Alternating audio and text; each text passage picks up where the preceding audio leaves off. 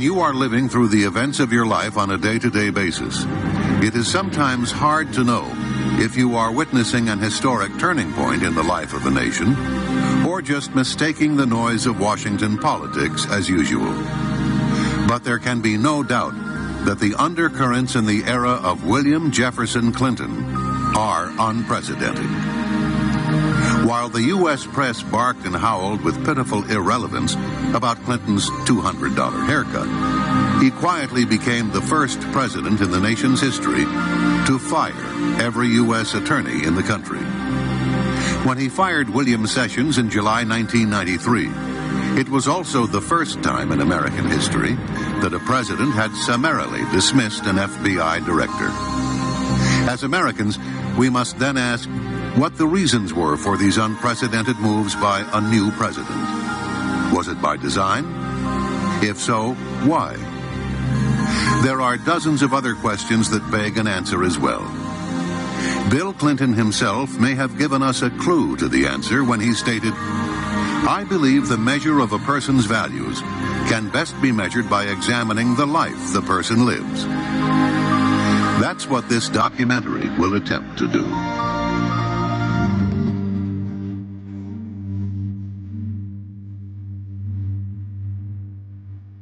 During the 1960s, students were protesting the Vietnam War on college campuses throughout the nation. It was no different at the University of Arkansas. Here on the university campus, Clinton would climb into a tree, where he would place a mattress and spend days on end to declare his own protest against the war. People in Fayetteville still recall walking a block out of their way just to avoid the strong stench that came from the ground below Clinton. The fire department showed up on at least one occasion to wash the ground below the tree, and even gave young Clinton unwanted free showers with their hoses. A photo of Clinton in the tree made the school newspaper, but all known copies of that particular edition have since been confiscated or destroyed.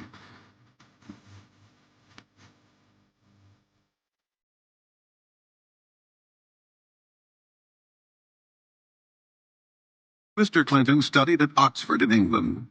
Most of his professors there described themselves as Marxist-Leninists or socialists. In early 1969, Clinton was called to London for a physical examination and was classified 1A, which meant Vietnam. Upon his return to Arkansas, Clinton drove to Fayetteville to the home of Colonel Eugene Holmes, commander of the Army ROTC unit at the University of Arkansas, where he begged to join the program. Clinton signed a letter of intent and gave a pledge to enter the University Law School. In the fall, he returned to Oxford, where he would help organize demonstrations against the United States outside the American Embassy. On December 2, 1969, in violation of his promise to enroll in the ROTC program, he applied to Yale Law School. On December 3rd, he wrote a letter to Colonel Holmes stating, quote, "Because of my opposition to the draft and the war, I have great sympathy with those who are not willing to fight, kill, and maybe die for their country," unquote. Mr. Clinton was described as a moocher and with no apparent income. Yet he left England for a 40-day trip to Scandinavia, the Soviet Union, and Czechoslovakia. Clinton stayed at one of Moscow's most exclusive hotels, the National. Clinton went on to Prague, where he stayed with Oxford friend John Kopol's parents, who were leaders in the Communist Party. The grandfather was a founder of the Czech Communist Party and a member of the party's Central Committee. In fact, Communist Czechoslovakia had been a training area for international terrorists.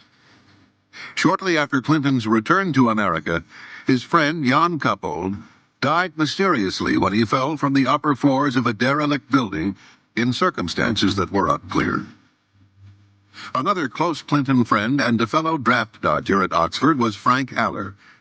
When he returned to Spokane, Washington, he was found shot to death in September 1971. His death was ruled a suicide.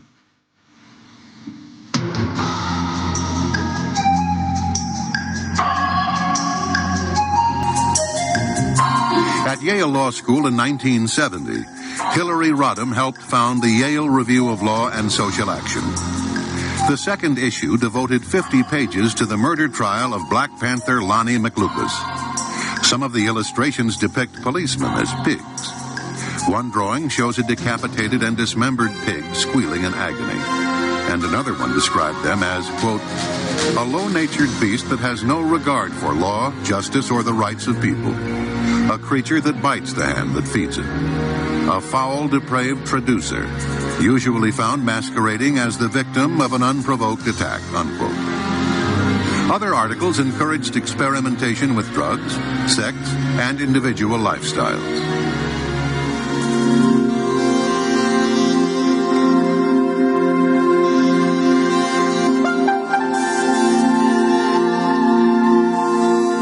In Bill Clinton's Arkansas, some 2 million people remained among the poorest in the nation. Their average yearly income was less than the $20,000 annual fees at the Little Rock Country Club. Arkansas families earning less than $9,000 a year paid nearly 4 times more state tax proportionately than families making in excess of $600,000. Arkansas remained almost last in the United States in per capita expenditure for education, in the percentage of its students completing high school, and the proportion of its citizens with college degrees. Nowhere in America is the range so great as in Arkansas, wrote the Arkansas Times in 1992. From the multi-billionaire status of the Walmart Waltons to the abject poverty of the Delta region, where Lee County is listed as one of the 10 poorest counties in the entire nation. Infant mortality there is twice the national average, and 2/3 of all children never graduate from high school.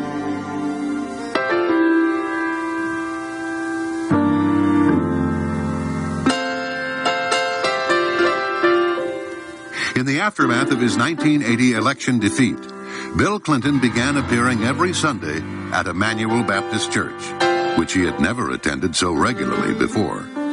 He was now seen prominently in the choir, as carefully arranged television cameras carried the service to thousands of viewers throughout the state. A convicted drug dealer and informant named Charlene Wilson testified to a 1990 federal grand jury in Arkansas that she had attended parties in which she watched as Roger Clinton passed cocaine to his brother Bill. On one occasion, Clinton got so high on cocaine that he fell into a garbage can. She also testified that the people would share sex partners, and some of the women included teenage girls. In 1983-84, local narcotics officers videotaped Bill Clinton's brother Roger, saying, quote, got to get some for my brother. He's got a nose like a vacuum cleaner, unquote. Throughout the 1980s, the Clintons would enjoy relative impunity from the scrutiny of investigative journalism. The rare independent journalist was soon made an example. Publisher Gene Wurgis tried to expose ballot box stuffing and other corruption through the 1960s and 1970s, and was lucky to survive nearly a dozen attempts on his life.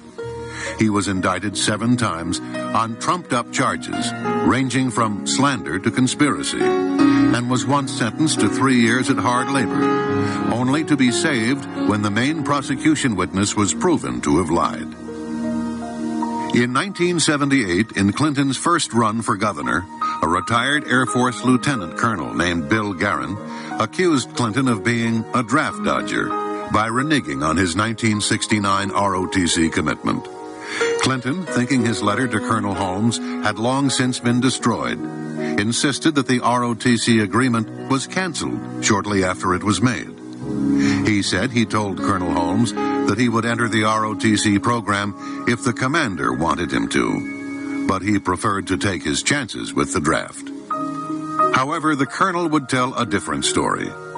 In September 1992, Colonel Eugene Holmes, himself a lifelong Democrat, made a final statement on the episode and presented Clinton's letter to the press.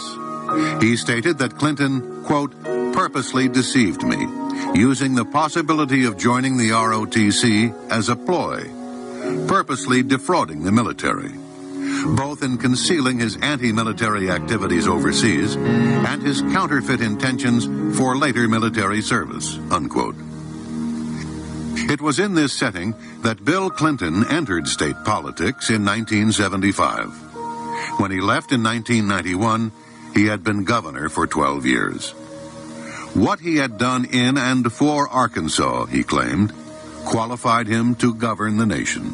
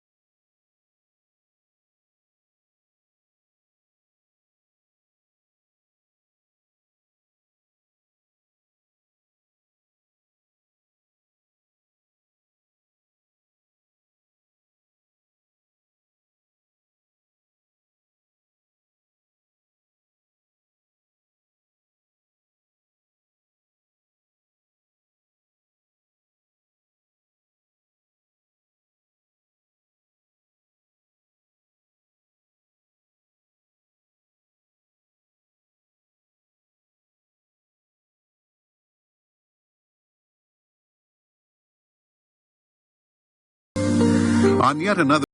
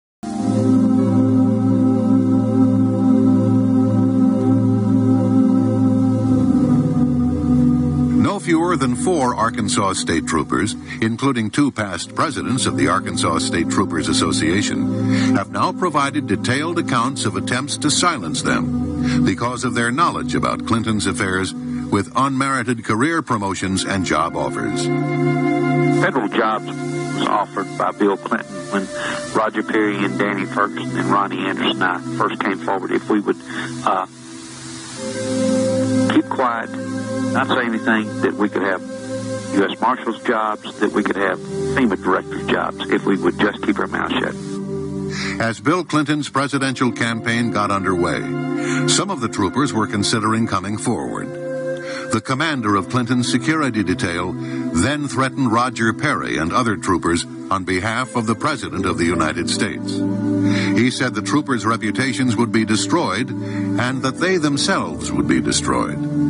Larry Patterson even received a handwritten note expressing concern about his health. Larry, did you fear Bill Clinton? Personally, no, I did not. After I got to know the man, if it came to a confrontation between a policeman and Bill Clinton would always back down. No, I was not physically afraid of Bill Clinton. I was afraid of his power. Larry, were you afraid of Bill Clinton's friends? You betcha. You betcha. He had some people that was quite scary, yes.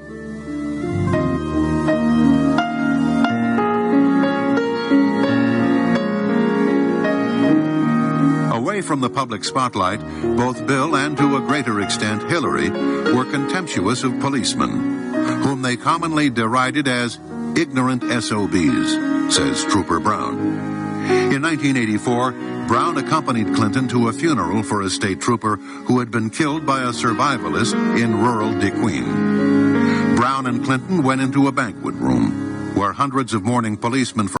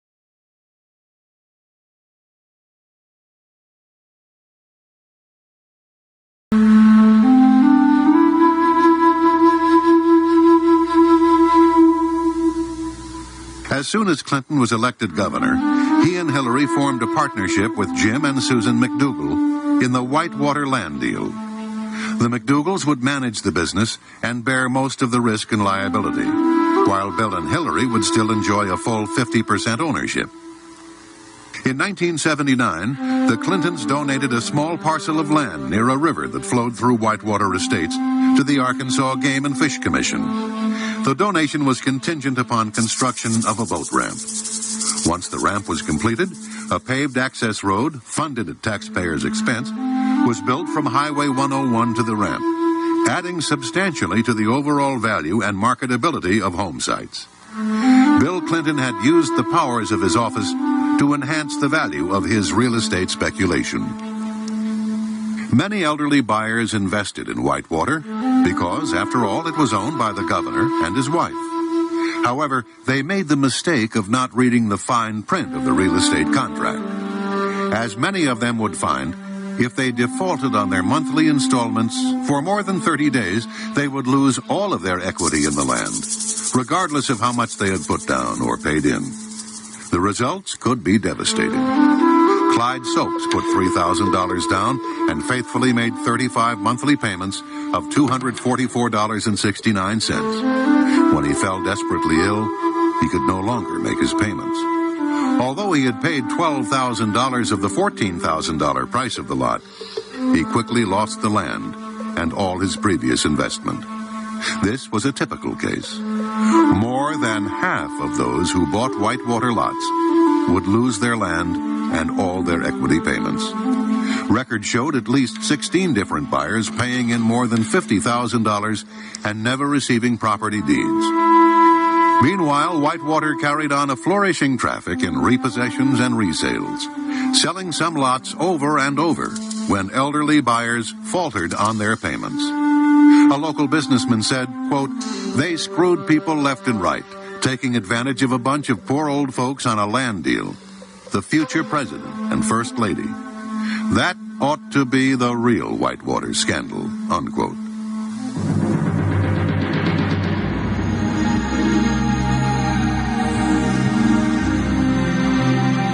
Real estate development was not the Clintons' only good fortune. Less than 2 months after launching Whitewater, Hillary Rodham began trading in the cattle futures market. She was allowed to open her account with a $1,000 deposit, rather than the $12,000 that mercantile exchange rules required. On October 11, 1978, her first transaction netted, within days, a $5,300 gain. Within a week, Hillary had won another $7,800 and $7,200 more only days after that. When she got out of the market in July 1979, her $1,000 investment had mushroomed into $100,000. Her 10,000% return on her investment was more than 5 times the rate of profit made by investors that had bought when she did and sold at the peak of the market during the same period. One commodities analyst said that the odds against such prescience and mastery trading would have been about the same as those of finding the Dead Sea Scrolls on the steps of the State House in Little Rock. In 1995, economists at Auburn and North Florida universities ran a computer statistical model of the First Lady's trades for publication in the Journal of Economics and Statistics. They concluded that the probability of Hillary Rodham's having made her trades legitimately was less than 1 in 250 million. Her broker, Robert Bone, was eventually given a 3-year suspension, one of the most severe sanctions short of criminal prosecution. A 1981 audit showed that Chelsea's nanny, Desi Sanders, was employed at the governor's mansion from the time of Chelsea's birth to the time Clinton left office. The state of Arkansas does not pay for nannies, so Governor Clinton had Desi Sanders listed on the payroll as a security guard. During the decade of the 1980s, the Clintons' income would put them in the top 3% of American families. Despite this, the Clintons would take nearly $200,000 off their taxes in charitable contributions. Yearly totals range from about $1,000 to well over $2,300. $30 for 3 shower curtains, $40 for an old pair of Bill's running shoes, and various amounts for discarded undershorts and shirts. The 1980s would prove to be very profitable for the Clintons. Ironically, during her husband's run for the presidency, Hillary would accuse the 1980s as being the decade of greed.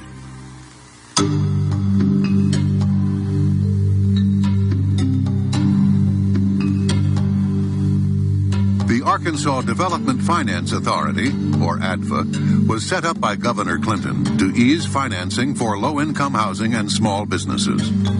The agency's expensive legal work went to favored law firms, its lucrative underwriting to select Wall Street houses and local bond brokers, almost all of them backing Bill Clinton. There was virtually no legislative oversight or public accountability. Governor Clinton himself appointed the ADFA board and personally approved every bond issue and major transaction from 1985 through 1992. In 1985 alone, ADFA issued bonds for more than $700 million.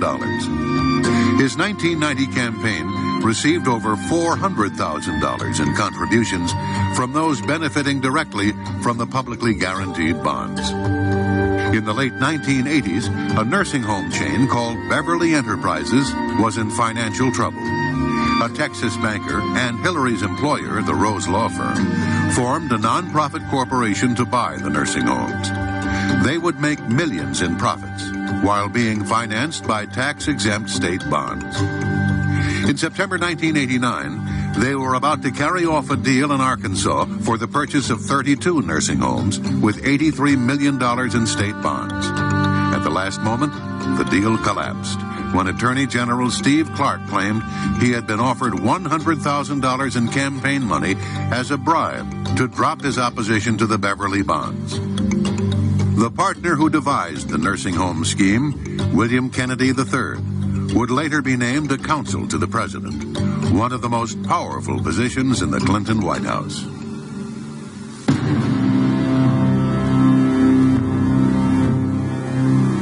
Dan Lassiter was an Arkansas bond dealer and a close friend, as well as a major contributor to then Governor Clinton. Clinton awarded Lassiter a $30 million bond to install a new police radio system for the Arkansas State Police. During this very period, Lassiter was under investigation by the Arkansas police for cocaine trafficking. Intelligence reports show that the Drug Enforcement Agency had opened a file on Lassiter in 1983. The Attorney General's office in Santa Fe, New Mexico, investigated Lassiter for narcotics trafficking with possible ties to organized crime.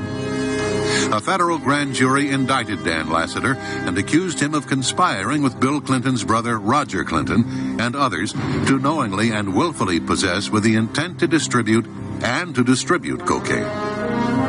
In the end, Lassiter was offered a plea agreement and was charged with conspiracy to distribute cocaine. He was paroled after 1 year, most of it spent in a halfway house. He was granted a full pardon by then Governor Clinton. Patty Ann Smith was 16 years old when she fell under the influence of Dan Lassiter. She was still a child, but not for long. In the offices of the U.S. Attorney in Little Rock, she stated, quote, "I was a virgin until 2 months after I met Dan Lassiter. I finally gave in and slept with him. I was introduced to cocaine use by Dan Lassiter when I was 16 years old and a student at North Little Rock High School. Dan Lassiter planned on using me as a prostitute to entertain his friends," unquote.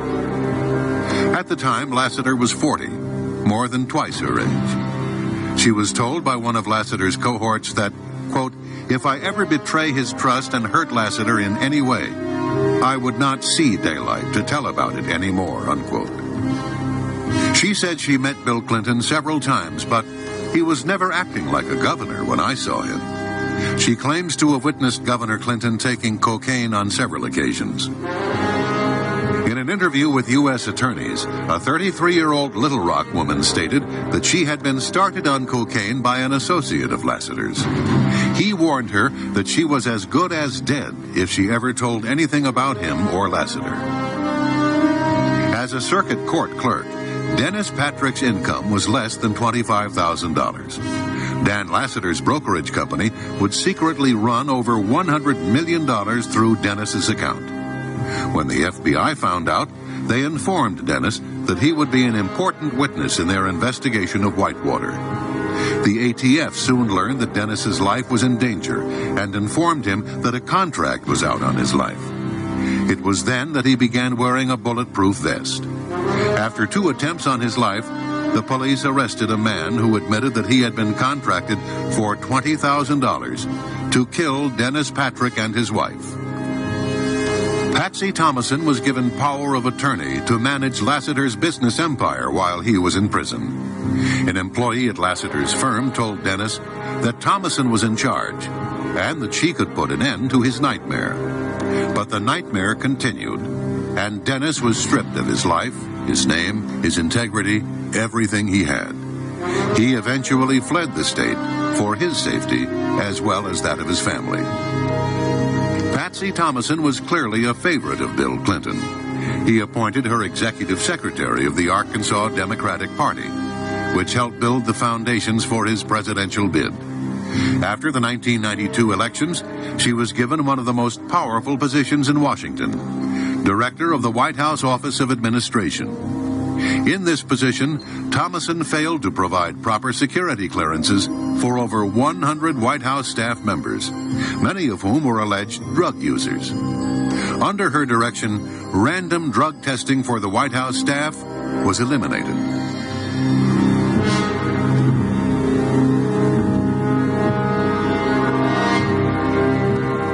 Poultry tycoon Don Tyson heavily financed Bill Clinton's election campaigns throughout his career. In return, he received millions of dollars in state tax breaks, as well as favorable treatment in the form of relaxed environmental regulations. Under Clinton, the chicken industry effectively made its own rules in Arkansas. Hillary's amazing $100,000 profit from an initial $1,000 investment was made possible through the influence of Tyson Foods counselor James Blair. After this incident, the relationship between the Clintons and Tyson Foods president Don Tyson came under examination. The resulting revelations were shocking indeed, as evidenced by the following documents from the U.S. Drug Enforcement Agency, which linked Don Tyson to drug trafficking. One file cited an informant who said Tyson was involved in drug traffic and stolen property.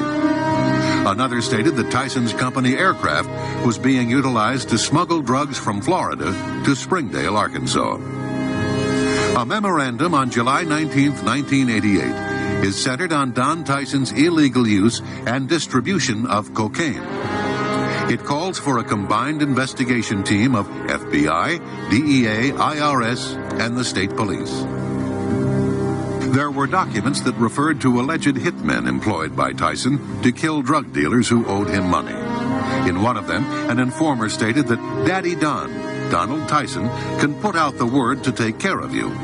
She gave as an example a female who was found in a culvert near Highway 71 outside of Fayetteville, Arkansas.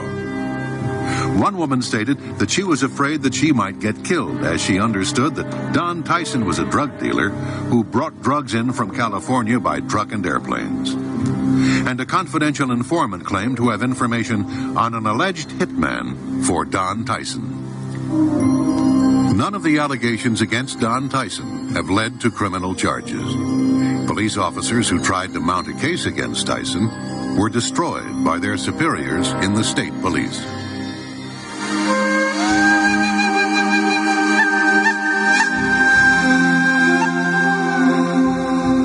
Mena, Arkansas is tucked away in the remote Ouachita Mountains of western Arkansas. It became the site of one of the most enduring conspiracy theories of the late 20th century. The core allegation is that the airport was used to transport weapons to the Nicaraguan Contras, with collusion and cover-up implicating Governor Bill Clinton. It was a multi-billion-dollar gun-running, drug smuggling, and money laundering operation. Barry Seal was a legend in the cocaine trade. His drug runs were flown in from Latin America, loads averaging 300 pounds of cocaine and worth at least tens of millions of dollars, and parachuted onto remote sites in Arkansas. By the sheer magnitude of the drugs and money its flights generated, tiny Mena, Arkansas became, in the 1980s, one of the world centers of the narcotics trade, and the base of what many believed was the single largest cocaine smuggling operation in U.S. history. Larry Douglas Brown was Bill Clinton's favorite among the troopers assigned as his personal bodyguards. Brown gave hundreds of pages of testimony under oath and supporting documentation that the governor had clearly been aware of the arms and drug running out of Mena as early as 1984. The state trooper watched in despair while the governor did nothing about it. In October of 1984, Barry Seal and Brown had lunch at Cajun's Wharf in Little Rock, a popular restaurant in the Arkansas River bottoms. In conversations over the next few weeks, Seal casually referred to Clinton as the Gov, and acted like he knew the governor, Brown recalled. By the summer of 1985, Seal became a scapegoat and was sentenced to a halfway house in Baton Rouge. It was there that assassins found him and gunned him down in his white Cadillac on a rainy February night in 1986. IRS agent Bill Duncan and State Police Detective Russell Welch had compiled a mammoth investigative file on the Mina operation. The material became part of an eventual 35-volume, 3,000-page Arkansas State Police archive, a meticulous presentation of the Mina case for a grand jury. However, the cases were effectively suppressed. Duncan and Welch were not even called to testify before grand juries, state or federal. Duncan and Welch watched the Mina inquiry systematically quashed and their own careers destroyed as the IRS and state police effectively disavowed their investigations.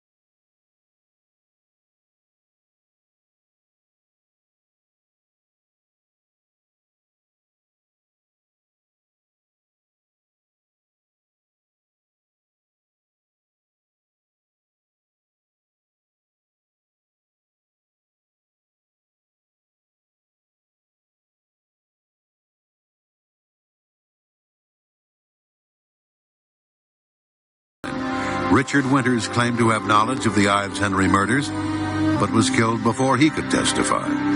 Winters was silenced by a blast from a sawed-off shotgun. June 1990, Jordan Kettleson claimed to have information on the Ives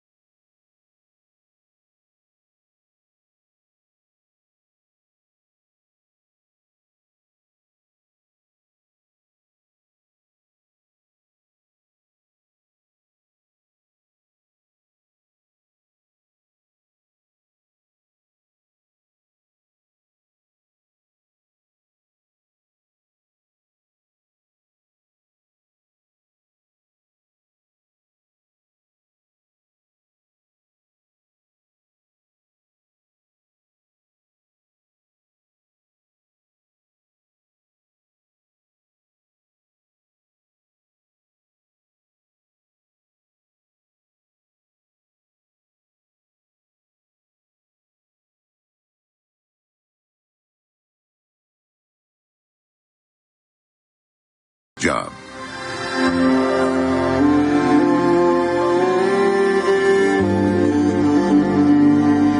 Union boss Arthur Coya has managed to build a political alliance with the Clinton administration. He attended the White House regularly to share breakfast with the First Lady and flew with Clinton on Air Force One. Even as Coya and the president gave each other gifts, such as expensive golf clubs, the Justice Department was filing a civil suit against Coya. It charged that he and his co-conspirators employed actual and threatened force, violence, and fear of physical and economic injury to create a climate of intimidation and fear. Members were intimidated into silence by violence, economic coercion, and by the known ties of local and international union officials with organized crime. Within days after a draft of the suit was delivered to Coya, President Clinton sent him 2 personal letters.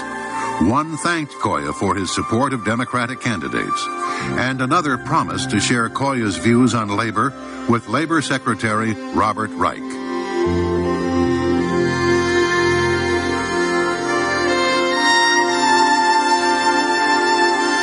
Mr. Free, over 65 people have invoked the Fifth Amendment or fled the country in the course of the committee's investigation. Have you ever experienced so many unavailable witnesses in any matter in which you've prosecuted or in which you've been involved?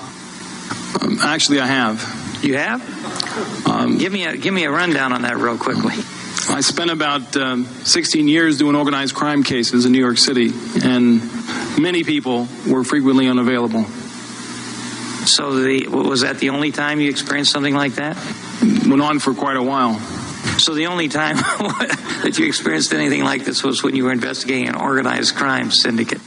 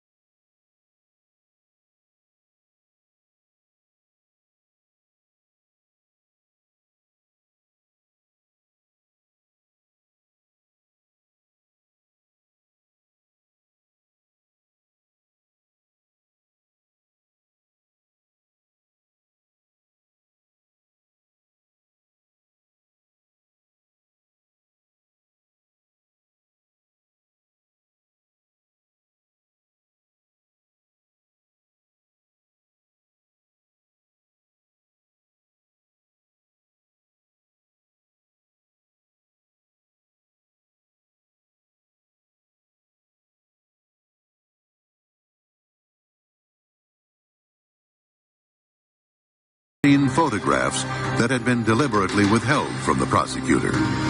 Among them was the original Polaroid of Foster's neck. Rodriguez went to the Smithsonian Institution for enhancement of the original. The blow-up photo revealed a dime-sized wound on the right side of Foster's neck, suggesting a gunshot fired at point-blank range into the flesh. The medical examiner at the scene was Dr. Hout.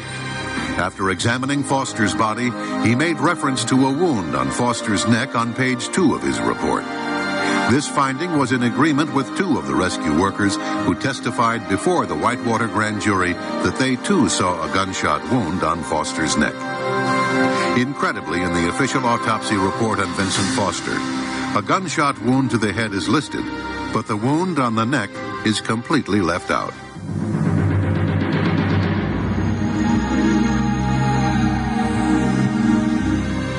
The official autopsy conducted by Dr. Beyer states that there was a large 1 by 1 1/4 inch exit wound found on Foster's head. Both Fisk and Starr in their final reports similarly maintain that there was an exit wound on Foster's head. However, this is in direct conflict with those who examined the body at the scene. A .38 special will take the back of your head off. Blood and brain matter everywhere, yet no skull fragments or brain matter were found by the FBI or Park Police. 2 days after Vincent Foster's body was discovered in Fort Marcy Park, an FBI memo was sent to then Acting Director Floyd Clark. It says in part, quote, "Preliminary results of the autopsy include the finding that a .38 caliber revolver constructed from 2 different weapons was fired into the victim's mouth with no exit wound," unquote. This was in agreement with Detective John Rowland, who examined Foster's body at the scene. He agreed that there was no exit wound, and in fact stated that he thought the bullet might still be lodged in Foster's head. Paramedics Corey Ashford and Roger Harrison put the body in a bag for transport to the morgue, yet neither of them saw an exit wound or any blood, either on the body or on the ground beneath the body. This was in agreement with Dr. Hout, who examined the body at the scene and wrote in his report that the wound was mouth to neck. Paramedic Todd Hall was one of the first to arrive. He testified before the grand jury that he saw 2 men running away from the scene into the woods. Paramedic Richard Arthur, who had attended to 25 to 30 gunshot deaths in his 9 years as a rescue worker, believed it was a homicide. "I've just never seen a body lying so perfectly straight," he said. His colleague, Corey Ashford, also had coded the death as a homicide. For 4 months, Rodriguez probed the case. He called witnesses before a grand jury and soon discovered serious indications of a cover-up. By the early spring of 1995, he was starting to probe a hypothesis that the crime scene at Fort Marcy Park had been staged, that the gun had most likely been planted in Foster's hand, and that a crucial photograph of Foster's neck and head had been falsified. He turned to his boss, Kenneth Starr, for support. Nothing was done to resolve the matter. In March 1995, Rodriguez resigned. The only serious investigation ever conducted into the death of Vincent Foster came to an abrupt end.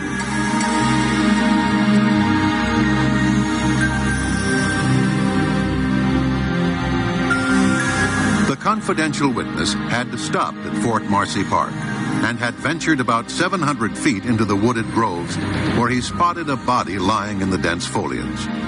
He looked as if he'd been dead for a long time. "I mean hours," he said. The bed of dried leaves below the body had been very heavily trampled, and his hands were neatly next to his body with the palms up. He said under oath to a congressional delegation that he saw no weapon, no gun. There was nothing in Foster's hands.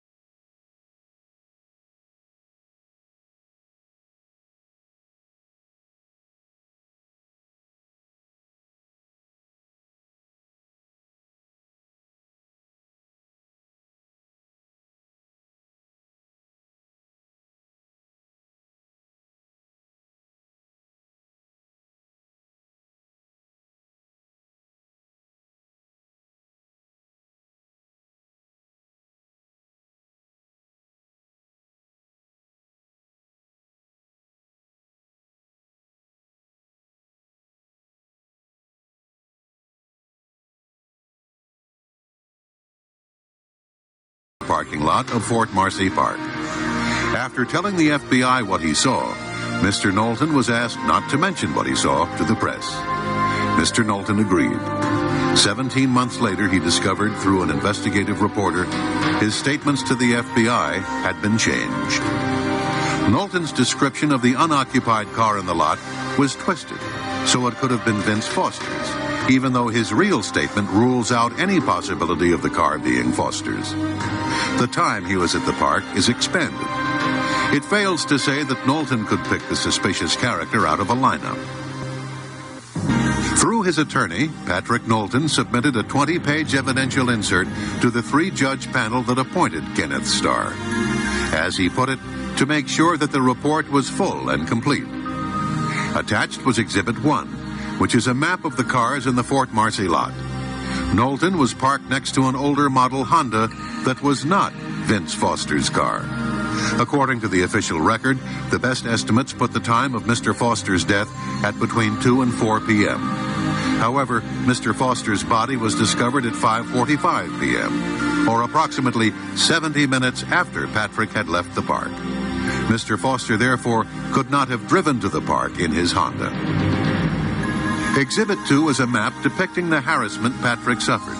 The day he was subpoenaed to testify before the grand jury, he was harassed by at least 25 men who would walk toward him or came at him from behind with threatening glares in their eyes. This technique is known to federal intelligence and investigative agencies, and its objects are twofold. 1, to intimidate and warn witnesses in connection with his grand jury testimony, and 2, to destabilize him and discredit his testimony before the grand jury. In this exhibit, Mrs. Foster could identify only a silver gun. So FBI agents apparently showed Lisa Foster a silver gun, told her it was found in Mr. Foster's hand, and falsely reported that she identified the black gun found in Mr. Foster's hand as belonging to Mr. Foster. And yet another exhibit shows that the FBI concealed the gunshot wound in Mr. Foster's neck by concealing the contents of the medical examiner's report, which states that there was a gunshot wound in Mr. Foster's neck, falsely reporting that the 35mm photographs were underexposed, concealing that Polaroid photographs vanished, and concealing that autopsy x-rays had in fact been taken. That in the U.S. Park Police report, Dr. Beyer discussed the existence of x-rays. That the technician who installed the x-ray machine said that it was in good working condition. But the Fisk report stated that the x-ray machine was inoperable at the time of Foster's autopsy, and as a result, no x-rays were taken.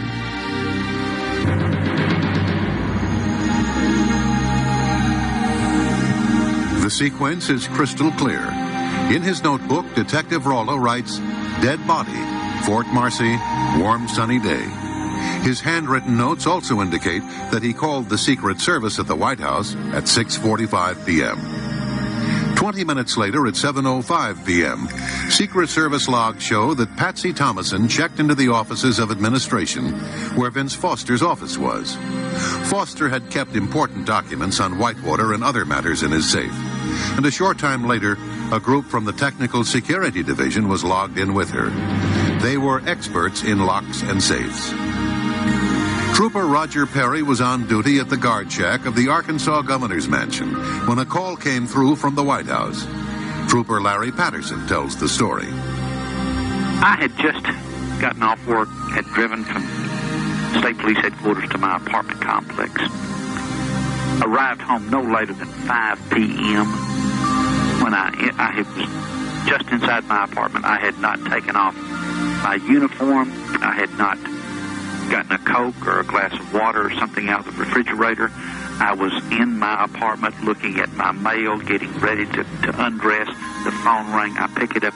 It's Roger Perry. He said, "Larry, you will not believe what just happened." He said, "Helen Dickey just called from the White House and said that Vince Foster had just gotten off work, walked out in the parking lot, and shot himself in the head." So this was the latest, 5 o'clock, 6 o'clock, Washington, D.C. time. Perry relayed the message to Governor Jim Guy Tucker. He also called Lynn Davis, the former commander of the Arkansas State Police. 4 men in Little Rock knew about the death of Vincent Foster before 6 p.m. Washington time, at least 15 minutes before the park police discovered the body in Fort Marcy Park. President Clinton appeared on Larry King Live at 9 p.m. It was being broadcast in the library of the White House. About 20 minutes before he went on the air, a CNN makeup artist was preparing the president for his television appearance when a man walked in and announced that a note had been found in Vince Foster's office. So the White House Secret Service, Chelsea's nanny, and 3 troopers in Arkansas had known for several hours, but Bill Clinton went on Larry King as if he knew nothing of Foster's death. At the time of Vince Foster's death, Hillary Clinton was in Los Angeles. As the LA Times reported, she cut her trip short and flew to Little Rock the day of his death. No reason was given as to the sudden change of schedule. Former FBI Director William Sessions stated that the Foster case had been compromised from the beginning. It was compromised when the White House took control of the FBI by firing Sessions the day before Foster's death.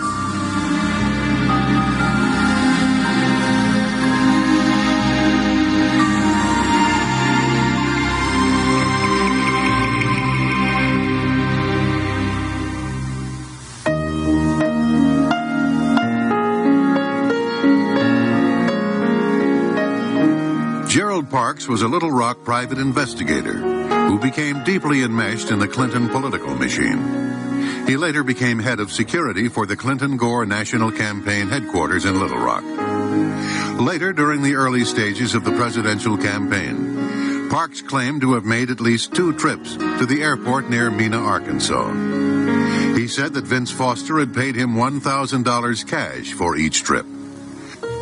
He would pick up a trunk load of money from the Mena airport and deliver the money to Vince in the Kmart parking lot. Jerry's wife, Jane, was the manager of an apartment complex where Bill Clinton's brother Roger was living. Many times the governor would appear and indulge in marijuana and cocaine with his brother. Girls as young as 17 or 18 years of age were sometimes there to party with the Clinton brothers.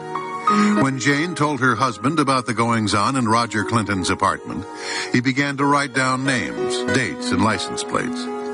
He snapped photos from another balcony.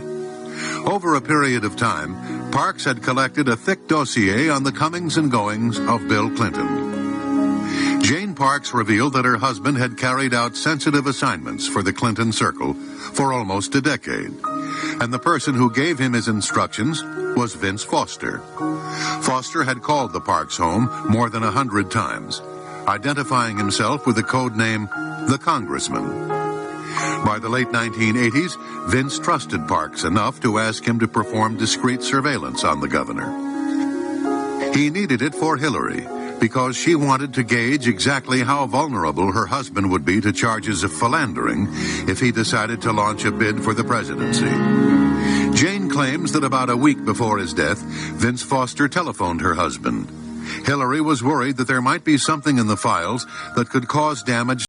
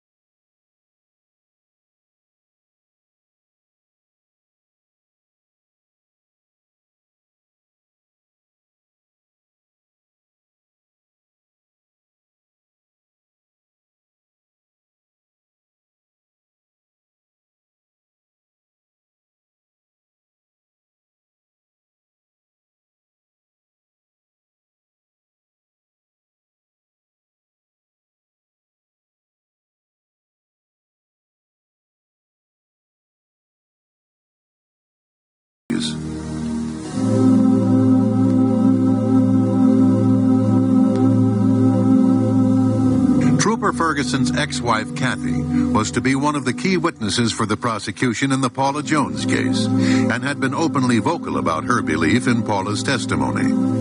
4 days after Paula Jones filed her lawsuit against Bill Clinton, Kathy Ferguson was found dead of a gunshot wound to the head. Her death was ruled a suicide.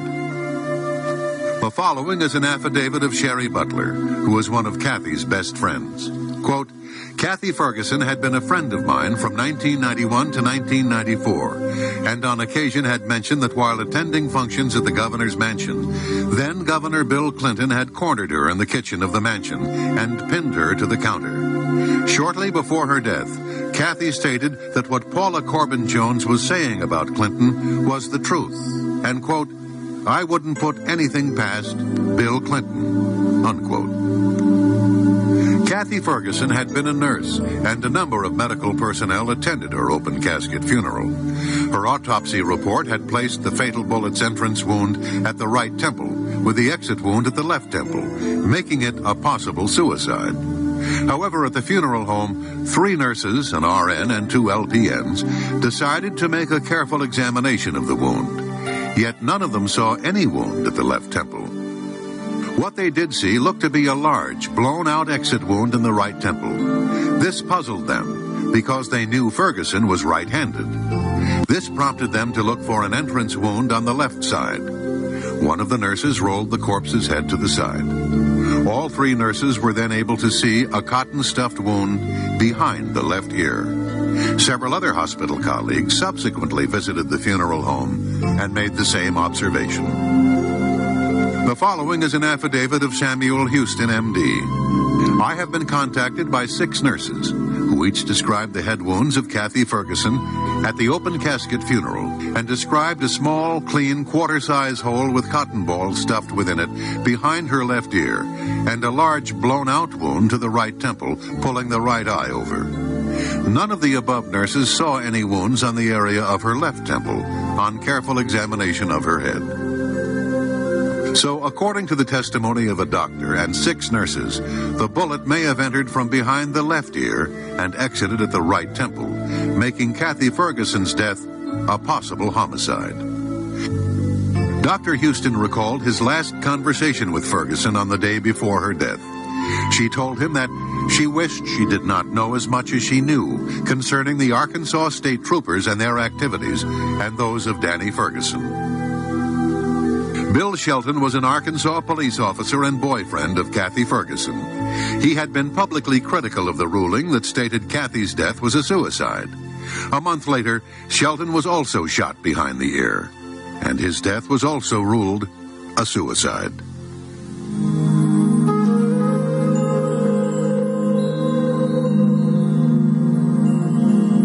In November 1993, Kathleen Willey was leaving the Oval Office from a private meeting with President Clinton when she ran into her friend, Linda Tripp. Willey told Tripp that Clinton kissed her and fondled her. Tripp described Willey as disheveled. Her face was red, her lipstick was off, and she was flustered. Kathleen's husband, Ed Willey, was manager of the Clinton Presidential Finance Committee. He was found shot to death a few hours after his wife's incident with Clinton. The death was ruled a suicide.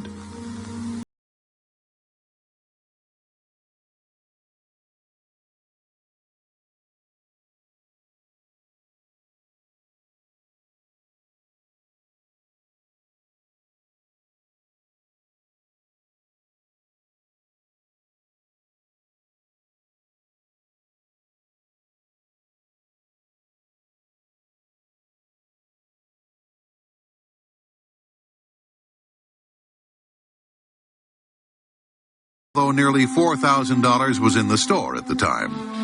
Mary Mahoney was shot as many as 5 times. The Washington Post characterized the crime as an execution-style murder. She had been heavily involved in presidential politics, working on Bill Clinton's campaign in 1992, and served as a White House intern during the first Clinton administration.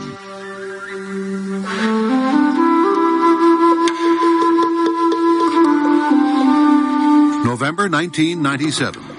A transmission shop owner opened the trunk of a tornado-ravaged car and found a trunkload of documents. Among them, a 1982 cashier's check for $27,000 payable to Bill Clinton.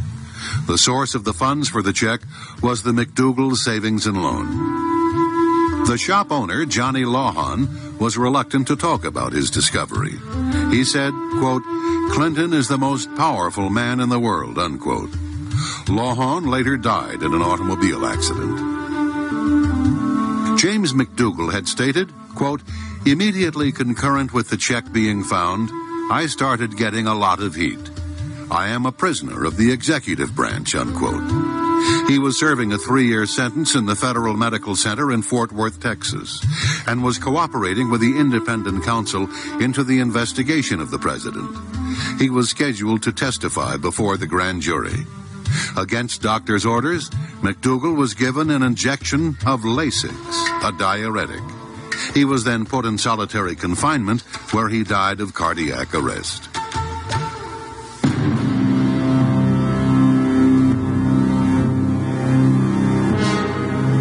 Ron Brown was the target of a major probe headed by independent counsel Daniel Pearson. There were allegations that Brown had received a bribe from a Vietnamese businessman. He was also being investigated for numerous scandals by the FBI, the FDIC, a Congressional Oversight Committee, the Energy Department, the Senate Judiciary Committee, and even his own Commerce Department Inspector General. Brown's business partner, Nolanda Hill, would later testify in March 1998 that White House officials wanted him to cover up a scheme involving the sale of U.S. trade mission slots to executives in exchange for contributions for the upcoming Clinton-Gore presidential campaign and the Democratic Party. She said, "Ron expressed to me his displeasure that the purpose of the commerce trade missions had been and were being perverted at the direction of the White House." On April 3rd, 1996, an Air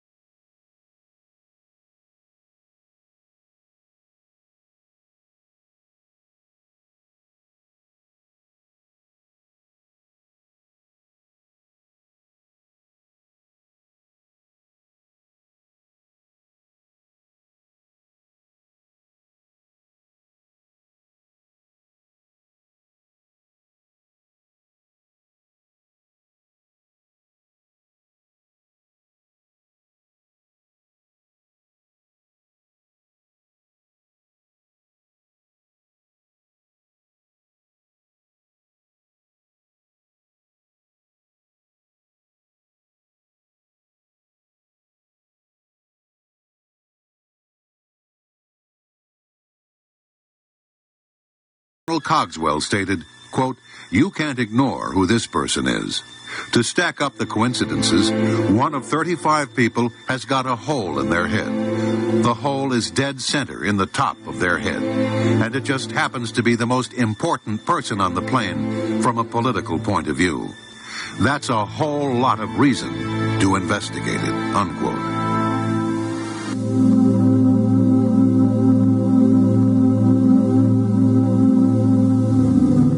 In late 1993, the White House Office of Personal Security, headed by Craig Livingstone, illegally obtained from the FBI the confidential background files on more than 900 Bush administration officials and other perceived enemies of President Clinton. At the request of Hillary Clinton, the files were to be uploaded onto White House computers so that sensitive information could be shared with the Democratic National Committee. These files contain all allegations, rumors, or statements made about the individual during FBI background checks, whether or not confirmed, true, or even credible. Livingstone had a history of prior drug use, which should have disqualified him from serving in the White House. However, senior White House counsel William Kennedy III said that Livingstone was hired on orders from the First Lady. Other evidence indicates that this illegal activity was likely approved by President Clinton. Congressman Bob Barr comments on this frightening scenario. Chuck Colson, who is now a born-again Christian and a prominent speaker on prison reform and religion in America, went to federal prison, went to jail because he misused a single government law enforcement file. Yet we now know that the Clinton administration misused perhaps upwards of 1,000 or more FBI files, which include and contain very sensitive information on average American citizens. I think clearly what the Clinton administration is trying to do is an orchestrated, systematic effort to thwart justice, to thwart the rule of law, to thwart legitimate investigations by the Congress, whether it's impeachment proceedings or regular oversight. They're clearly designed, as they are, with going after Kenneth Starr, the independent counsel, and other independent counsels, trying to derail investigations. They're trying to derail prosecutions. It is very well orchestrated, and I'm sorry to say, in some degree, it is succeeding. But these are not isolated incidents that we're seeing with the compilation of enemies lists, enemies files, FBI files. It is systematic. It is abusive. I believe it is illegal. And it is very frightening because this is precisely the sort of stuff, except on a much larger scale, that forced President Nixon from office a generation ago.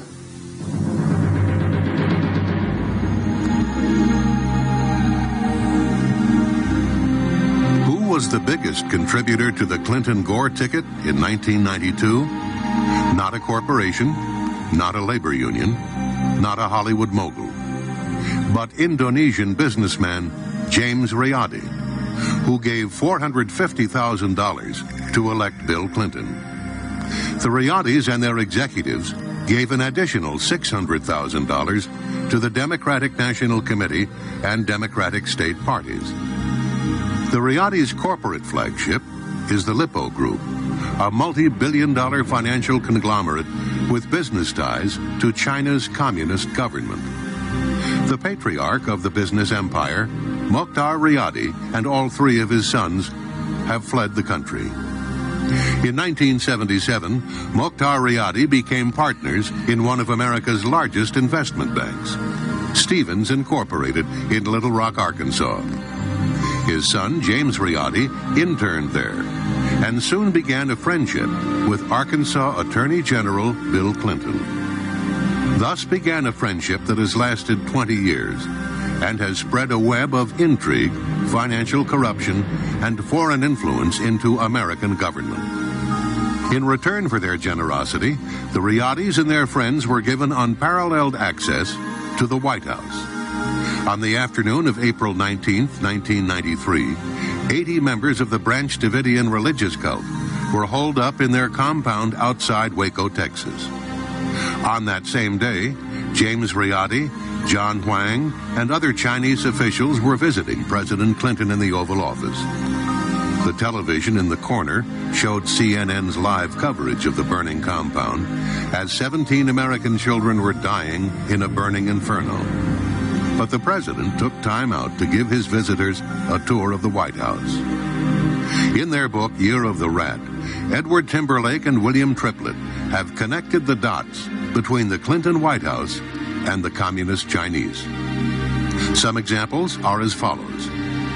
The Riyadi family, with connections to Communist China's KGB, became the largest contributor to the Clinton-Gore campaign in 1992.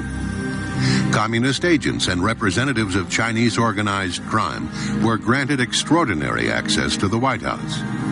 They had targeted Bill Clinton 15 years earlier when he was an obscure politician in Arkansas. America's defense and foreign policy have been twisted to benefit Clinton and Gore foreign backers, including the Chinese military. Nearly 100 witnesses have either fled the country or taken the Fifth Amendment. William C. Triplett II is the former chief counsel to the Senate Foreign Relations Committee. He has 30 years of experience working on China and national security. We asked him about the Riyadi family. They tried to come into the United States in the late 70s in Georgia. That didn't work out. Ultimately, they ended up in Little Rock. And in Little Rock in the late 70s, the heir apparent to the family fortune met Mr. Clinton when he was then Attorney General of Arkansas, and there have been perhaps 20 years worth of friendship from thence. Their man in the United States was a man named John Huang, who was also ethnic Chinese from Taiwan, and he joined them overseas. And he looked after their business interests here and also their campaign contributions. He was in charge of writing the checks and making sure that it happened. In 1992, Mr. Clinton, in the spring, was in trouble. It had been discovered that he was a draft dodger. The Jennifer Flowers business had come out, and he was out of money for the New York primary. What happened then was that the Riyadi family has a bank in Arkansas that they could influence, and the bank gave loaned $3.5 million to the Clinton campaign, and that was enough to get him the nomination. So I think one could say that they were instrumental in getting him the nomination and the election in 1992. It's really quite outrageous for a dollar that an American citizen provides to a candidate or a party of their choice being neutralized by a dollar coming in 1 million times over from a foreign source, not just a foreign source, but a foreign adversarial source, namely Communist China. The Riyadi family is not a public charity. They wanted something for their money. So after Bill Clinton got elected, they sent a letter to Bruce Lindsay, who was in charge of personnel in the Clinton administration, saying that they had invested in Mr. Clinton. What they wanted was for their man, John Huang, to be moved into the American government, and they succeeded. In January 1994, Huang, who had been the area manager for Riyadi's bank in Little Rock, received a top-secret security clearance for his new job at the Commerce Department. According to phone records, Huang made over 400 calls to various parts of the Riyadi and Lippo Empire. 170 calls were to Hong Kong, Indonesia, and Red China. CIA agents have testified that they gave Huang 37 classified one-on-one briefings in his office at Commerce. They estimate that he could have seen as many as 550 pieces of American intelligence. Huang later went to work for the Democratic National Committee, where he would have normally lost his security clearance. But much pressure was put on Assistant Commerce Secretary Charles Meissner, and Huang was able to keep his security clearance. Charles Meissner later died in the same plane crash that killed Ron Brown. One official said, "A lot of secrets died with Chuck Meissner." We now know that during the 1996 campaign, John Huang was actively seeking campaign funds for Bill Clinton from Asian sources, who have ties to organized criminal syndicates, narcotics trafficking, gambling, prostitution, and Communist China's intelligence services. During this same period, he had access to highly classified information.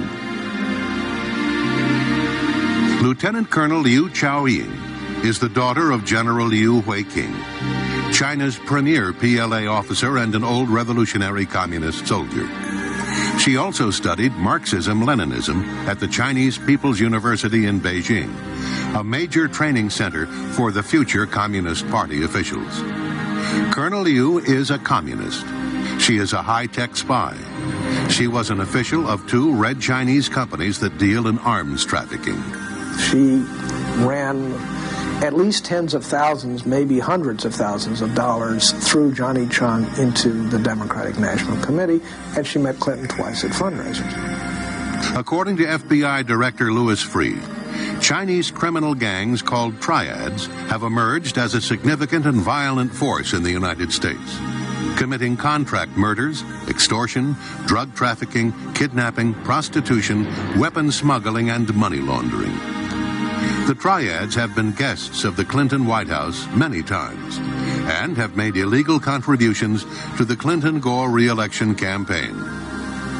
Neg Lap Seng is a Macau criminal syndicate figure who visited the White House on many occasions. He attended a number of fundraisers and even sat next to the president at some of them. Neg Lap Seng and others are partners in Angdu International of Thailand, a firm that procures Thai women, many of them underage, for prostitution. In May 1996, these men were honored guests at a Clinton fundraiser. Charlie Tree is another person from Taiwan.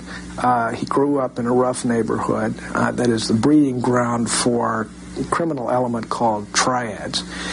He came to the United States to work in the kitchen of his sister's Chinese restaurant in Little Rock. Became friends with Mr. Clinton when he was an Arkansas official, and so forth and so on.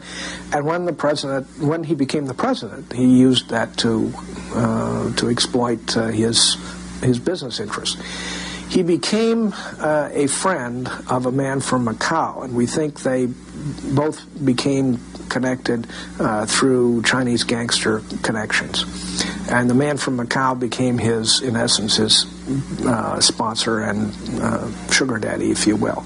The man from Macau is in the business of exploiting women for prostitution. He owns a hotel in Macau that is a brothel, and with 2 other men, he owns a separate company that procures Thai women for prostitution in Macau. Charlie Tree had been in Little Rock since the late 1970s and had known the Clintons for almost as long. Thus, he was the perfect triad messenger and agent in place for the People's Republic of China, ready to be reactivated without suspicion. As the Canadian study of triad behavior points out, once a triad, always a triad.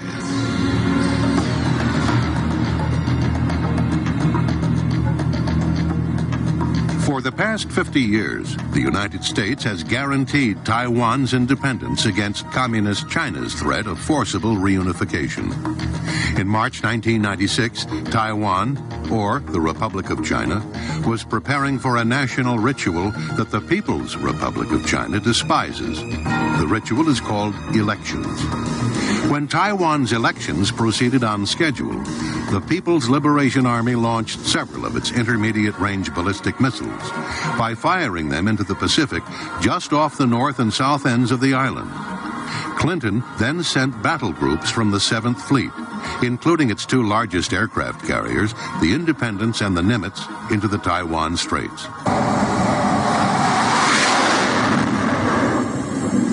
This time, Clinton did the right thing.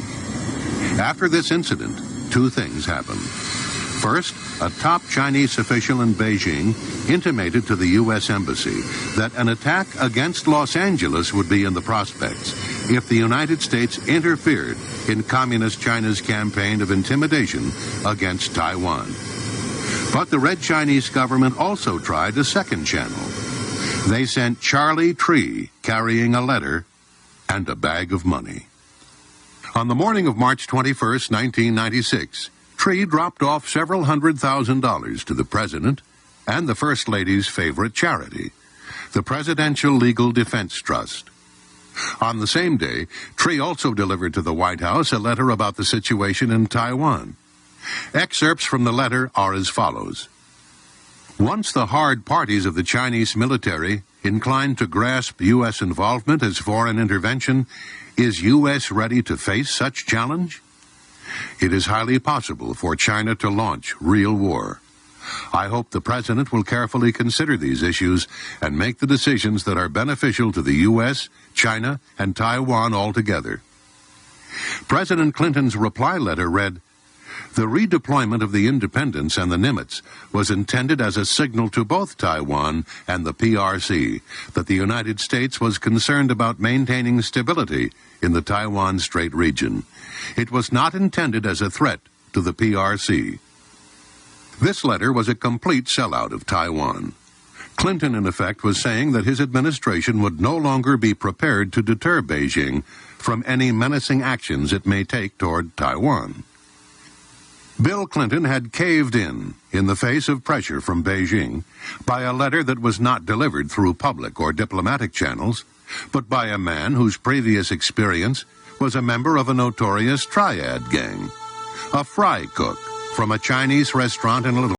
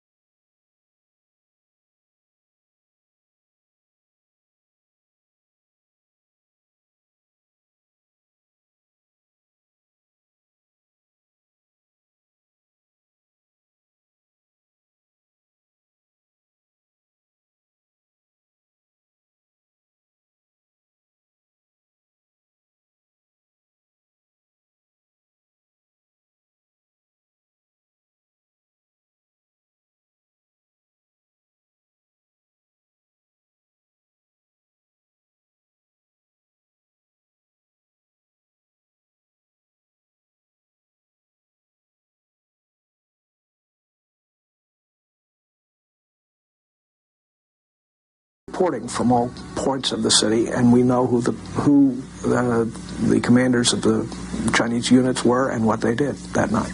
And they killed the Chinese young people, and they knew what they were doing, and they did it anyway. Congress reacted immediately, forcing President Bush to cut off all military exchanges with the PLA. This policy stood for the next 4 years. As soon as President Clinton was elected, that policy was reversed. And so, as near as we can tell, every Chinese general who was personally involved in killing Chinese young people has been to the United States and received the royal treatment. Now, typically, how this works is as follows. The Chinese general comes here in secret, goes to the Pentagon, gets a 19-gun honor guard salute. He will go to the White House, meet with the president in the Oval Office for discussions. Then he will be taken to American military bases to learn things about the military that we think they should not, and then he goes home. And we're talking somewhere between a dozen and 24 generals. The Clinton administration has shown senior PLA officers our most modern military facilities, shown PLA a Marine amphibious landing exercise, shown them around our latest guided missile cruiser, given the PLA Chief of Staff a tour of our military command center in the Pacific, escorted the PLA Chief of Staff around an American nuclear attack submarine. General Hsu was in tactical control the night of the massacre, and he is the one who gave the order to the troops, mount up and move out. He is the man who, in fact, was the closest we could point to ordering the massacre of the young people. On the day of the Tiananmen massacre, General Hsu shoulders more responsibility for the deaths of his countrymen than any other Chinese officer. Under his orders, children as young as 3 years of age died from PLA gunfire. Upon his arrival at the Pentagon, General Hsu received a 19-gun salute. Defense Secretary Perry told General Hsu that his visit had great symbolic significance. Perry pledged to brief the PLA on U.S. strategy and plans for the years ahead. The American taxpayers paid $13,200 for General Xu and his party to have a 4-day visit to Hawaii.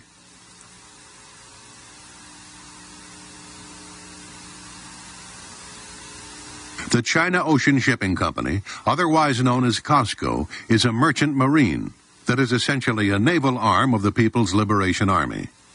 It is also a major arms supplier to dictators and to terrorists. In 1996, a COSCO ship called the Empress Phoenix sailed into the port of Oakland, California, carrying 2,000 automatic weapons that were destined for Los Angeles street gangs.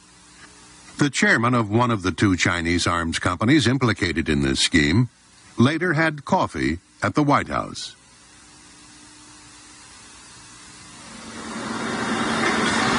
The naval station in Long Beach, California closed in 1991, but it did not remain unoccupied. A Marine Reserve training center that had been destroyed by an earthquake was allowed space there. But COSCO also wanted the naval station. So in November 1996, the White House placed a series of phone calls to Long Beach officials. The Clinton administration made it clear that leasing the port to COSCO was their preference. In the end, the United States Marines lost their space, and Communist China's COSCO, with the help of Bill Clinton, got what they had lobbied for. They got control of the naval station at Long Beach. Johnny Chung is a Taiwanese businessman, lives in Southern California. Probably a little bit better than some of the rest of this crowd that shows up in this little drama, we think, marginally better. He was trying to promote his business interests, and he was pretty honest about how he saw things. For example, he's famous for saying that the White House is just like a turnstile in a subway. You have to put coins in to pass the gate. And he put a lot of coins in, something in the order of several hundred thousands of dollars. In fact, he dropped a $50,000 check on the First Lady's chief of staff one time when he was visiting. Depending on what records you used, he went in and out of the White House 50 to 60 times, something like that. And the question then is, where did the money come from that he was donating to the Democratic National Committee? And we believe that a lot of the money he was donating came from Chinese military intelligence sources. Johnny Chung went to Hillary Clinton with a number of requests for Chinese officials. A meeting with President Clinton, a tour of the White House, lunch at the White House, a photo opportunity with the First Lady, an invitation to attend the President's radio address. Every request was granted, and on March 11, 1995, Johnny Chung, with his communist Chinese friends, attended President Clinton's weekly radio address. It all fell into place after Chung handed a check for $50,000 made out to the DNC, the Democratic National Committee, to Hillary's chief of staff, Maggie Williams, following a March 9th photo opportunity with the First Lady.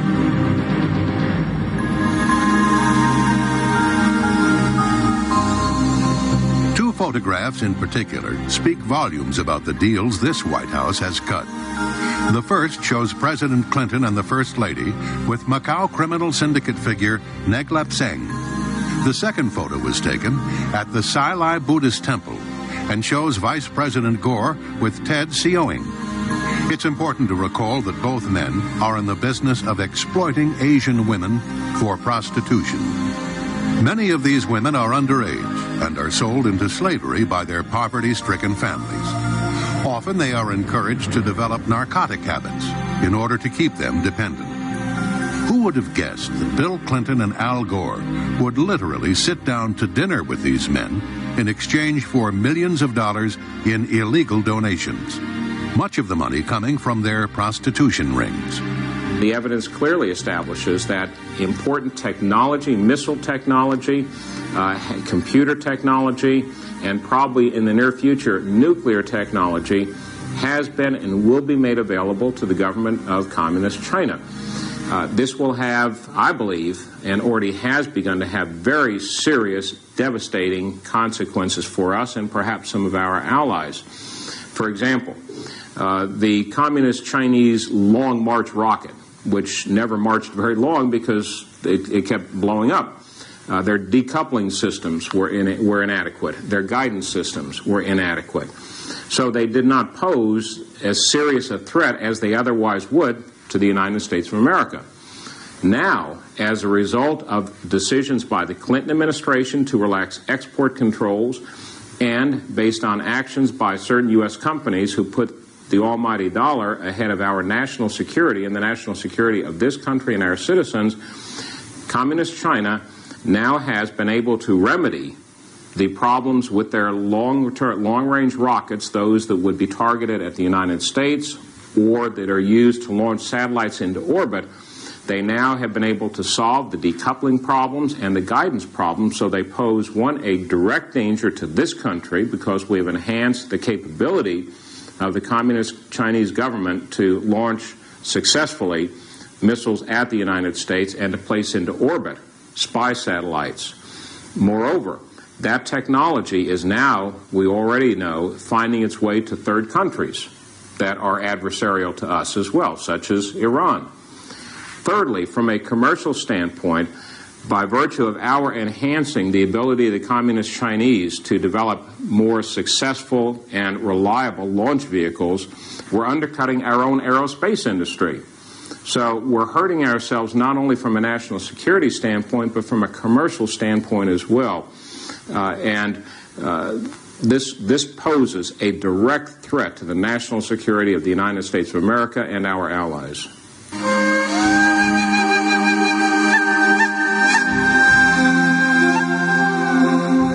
The following are a few of the many casualties of those having knowledge or involvement in one or more of the Clinton scandals.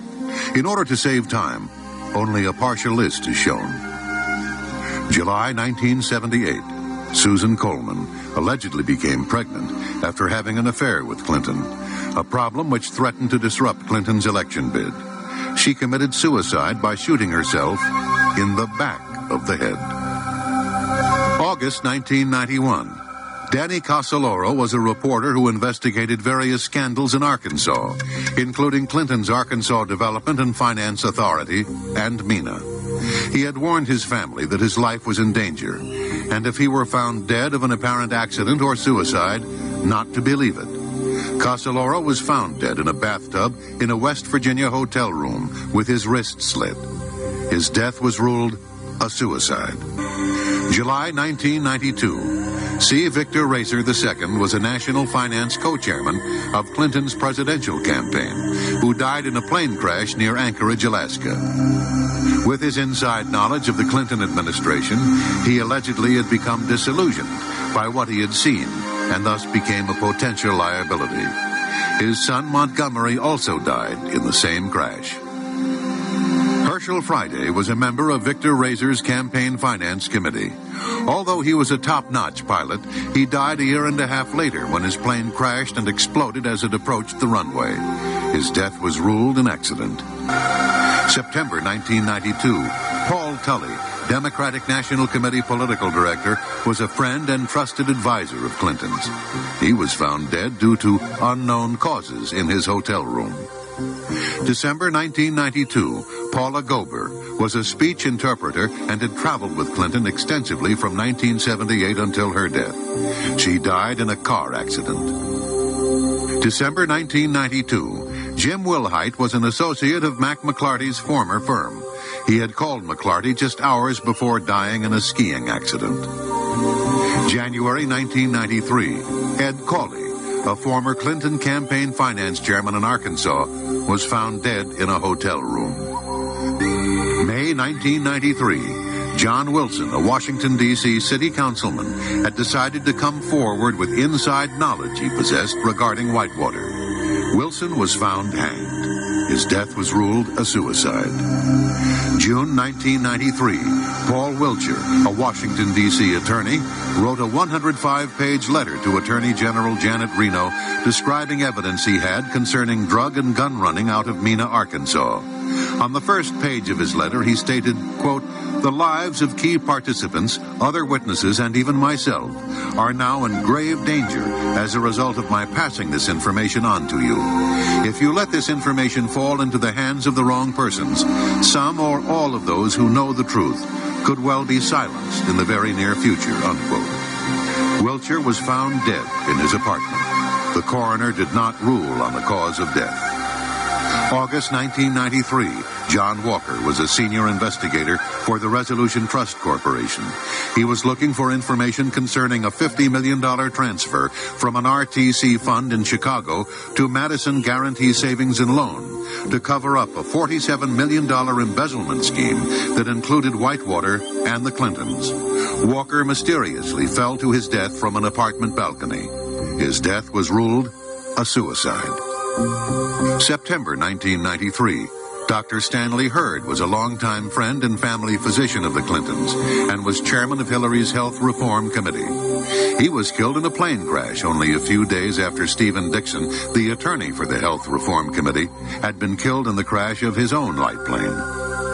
March 1994, Dr. Donald Rogers, the Clintons' dentist, was traveling to meet London Sunday Telegraph reporter Ambrose Evans Pritchard with information on the Clinton scandals. Rogers and his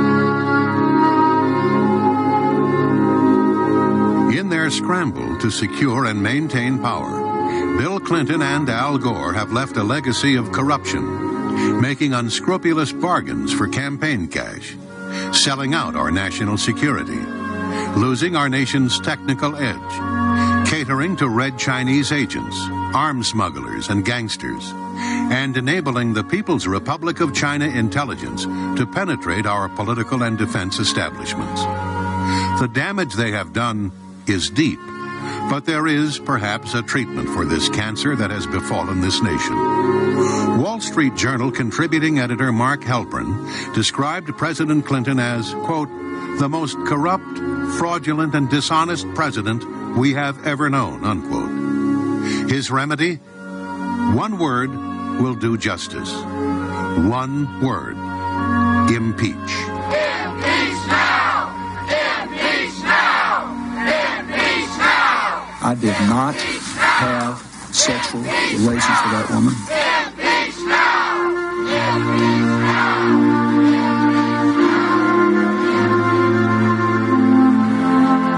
The United States Constitution, Article 2, Section 4, lists the following as impeachable offenses: treason, bribery, and other high crimes and misdemeanors. Therefore, on December 19, 1998, the United States House of Representatives voted on articles of impeachment against William Jefferson Clinton. He was found guilty of providing perjurious, false, and misleading testimony to the grand jury, and he prevented, obstructed, and impeded the administration of justice.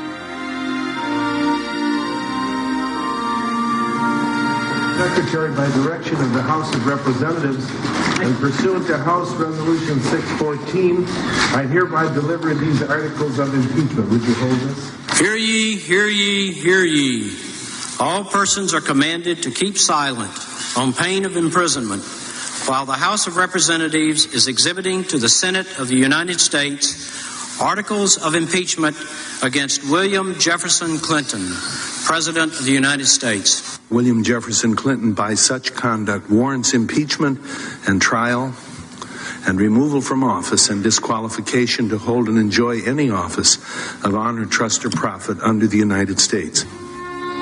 Bill Clinton has become just the second president in U.S. history to be impeached.